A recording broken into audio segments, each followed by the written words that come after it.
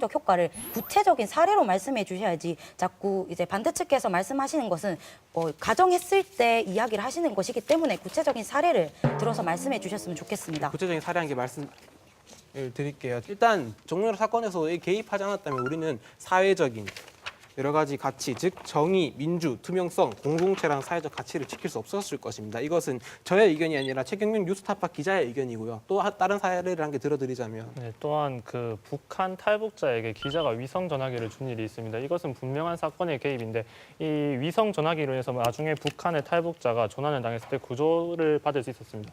이것은 저희가 보기에는 기자가 사건에 개입하는 것에 대한 긍정적인 효과라고 볼 수가 없습니다. 물론 그 신고를 했을 때 당장에 어떤 공익을 보장할 수 있지만 이 장기적으로 봤을 때 저희가 아까 입론에서 말씀드렸듯이 어떤 수사의 방향이라든지 전반적인 최순실 게이트의 사건의 문제 해결에 차질이 생길 수 있기 때문에 오히려 이것은 전문 기관이라든지 전문적인 이런 사건에 개입하는 사람들이 판단을 해야 할 문제이지 사건 보도를 사실적으로 할 필요가 있는 기자가 굳이 개입을 해서 판단을 해서 이런 근시안적 해결책을 마련하는 것은 옳지 않다고 봅니다. 이 정유라 사건에서 이 이가혁 기자의 행위가 허용되는 이유 중 하나가 저는 긴급성이라고 생각하거든요. 물론 객관적이지 않을 수 있습니다. 물론 사회의 길과 다를 수 있습니다. 하지만 사회의 길은 그때 그 기자가 아니 누구도 몰랐지 않습니까? 특검 당사자도 몰랐습니다. 심지어 저 수사의 전개 방향은.